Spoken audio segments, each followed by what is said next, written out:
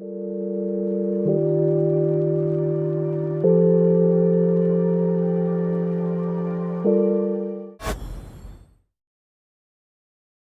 the waning light of an autumn afternoon in 1904, Henri Poincaré, a titan of French science and mathematics, sat by the window of his Paris study. Outside, the Seine flowed with timeless indifference, a stark contrast to the intellectual tempest brewing within him. He was gathering thoughts, scribbling squiggles furiously into a leather-bound notebook, wrestling with concepts that would soon form a cornerstone of la valeur de la science, the value of science, destined for publication the following year. His reflections centered on the delicate, often paradoxical interplay between intuition and logic in the realm of mathematics.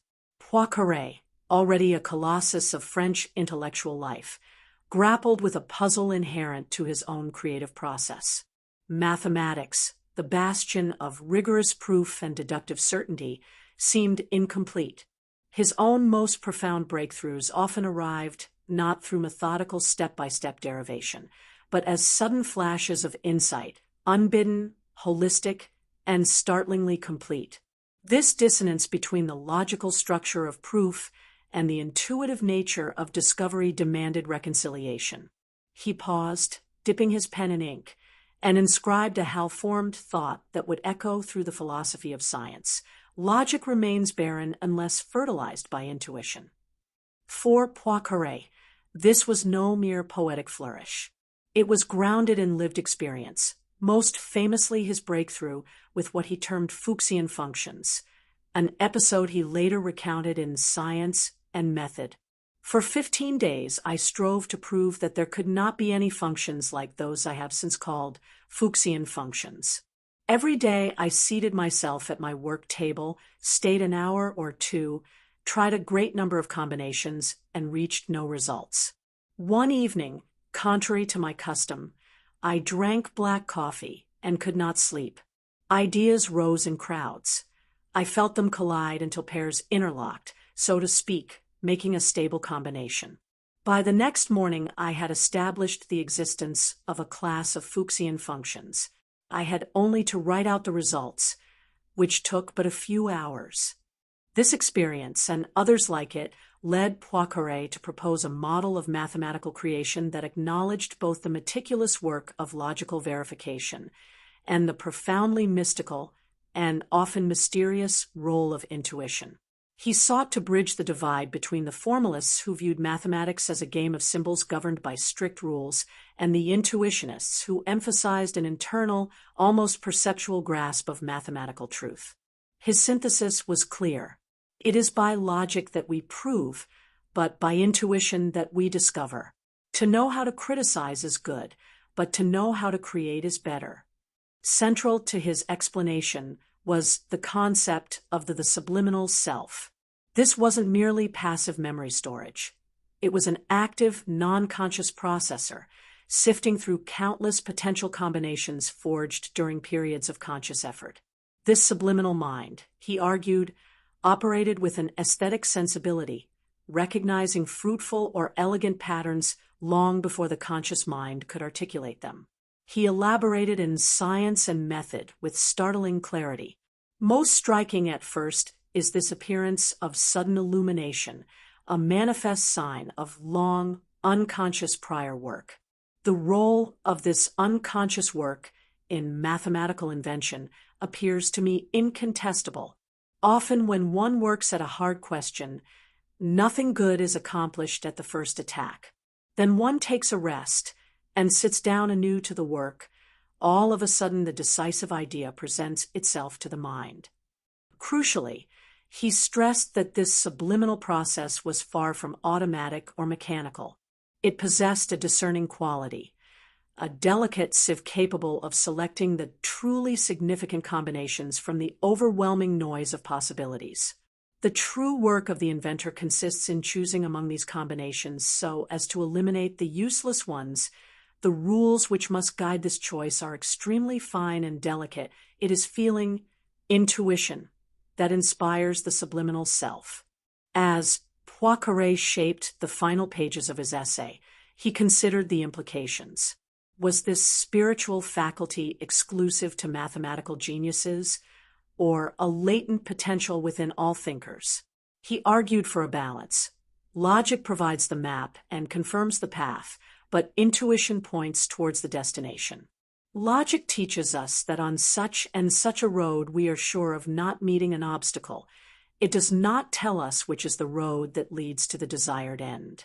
For this, it is necessary to see the end from afar, and the faculty which teaches us to see is intuition. Closing his notebook, gazing into the Parisian dusk, he wondered if the coming century would embrace this dual vision, recognizing mathematics as not just a logical edifice, but a deeply psychological, intuitive endeavor. Months later, at the other side of La Manche, amidst the fog-haunted streets of South London in late 1905, a young, iconoclastic artist named Austin Osman Spare browsed a dimly lit second-hand bookshop. His fingers, accustomed to the charcoal stick and etching needle, traced along the shelves until they paused on a peculiar French volume. Its cover was pristine, untouched, as if the book had been discarded without ever being read. It was a copy of La Valeur de la Science. Though his grasp of French was rudimentary, Spare was drawn to its contents, fueled by an innate curiosity about the hidden mechanics of mind and creation. Leafing through the pages, certain passages leaped out: Poincaré's reflections on mathematical intuition, sudden illumination, and the workings of the subliminal self. A shock of recognition coursed through him. He had always felt his own art arose not from conscious design, but from something deeper, an inner voice, a will beneath the self. Here, articulated by a preeminent mathematician, were ideas that mirrored his own experiences in drawing, in trance, in dream. Poincaré's subliminal self resonated deeply with Spare's budding theory of the Kia, the atmospheric eye of Zos, the primal core of being that creates magic without self-awareness, free from the constraints of ego and conditioned thought. As he turned the pages, Spare smiled. Perhaps the perceived gulf between the precise world of mathematics and the evocative realm of art and mysticism was not so wide after all. Perhaps both disciplines, in their highest forms, required access to this same inner source, the subliminal, the symbolic, the self that dreams in formulas and images alike. Perhaps the century to come would not be one of mechanical reason alone, but of a return to this godless spirituality. Convergent visions. What neither man could have fully anticipated was how their seemingly disparate pursuits would eventually intertwine in the tapestry of 20th century thought. Poincaré's mathematical investigations into dynamical systems, particularly his early insights into sensitivity to initial conditions and nonlinear equations, exemplified by his work on the three-body problem, laid crucial groundwork for understanding complex phenomena that would later be formalized as chaos theory. Spare, meanwhile, developed practical techniques aimed squarely at accessing this deeper stratum of consciousness. His system of fractal icons, sigils, working as symbolic distillations of desire designed to bypass the conscious sensor and speak directly to the unconscious, involved methods explicitly intended to circumvent logical thought. By condensing intent into abstract forms and then deliberately forgetting their origin, he sought to allow Kia, or the subliminal self, to borrow Poincaré's term, to operate unhindered, later developed as chaos magic theory. The parallel is striking. Both men recognized the creative power residing beyond conscious control and sought ways to engage it. In a curious historical symmetry, both often experienced their most profound insights through altered states. Poincaré, with his famed coffee-fueled insomnia leading to the Fuchsian functions breakthrough, Spare employing self-induced trance states for his automatic drawing and symbolic work. Both sought to articulate methodologies for accessing these deeper levels of consciousness, Poincaré through his philosophy of invention, Spare through his esoteric techniques. The bridge between worlds. By the latter half of the 20th century, as chaos mathematics and fractal geometry revolutionized science. These threads began to converge in unexpected ways.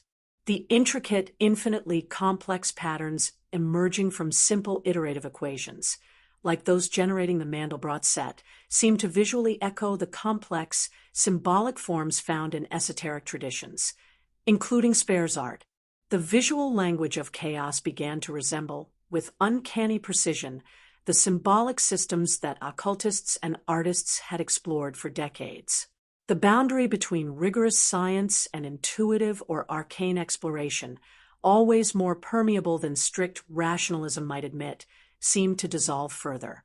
Their lives never intersected directly, yet Poincaré and Spare worked in parallel on opposite sides of the same mystery. How does the human mind access knowledge and creativity that seem to exist beyond conscious reasoning? How do symbols, whether mathematical or magical, serve as bridges between the known and the unknown?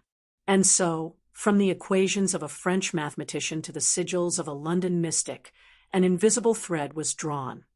A thread that ripples across the ages, whispering of a hidden genius within, waiting to be awakened.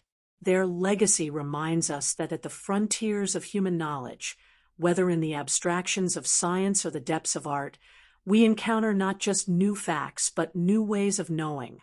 Domains where the rational and the intuitive are not opponents, but essential partners in the profound dance of discovery.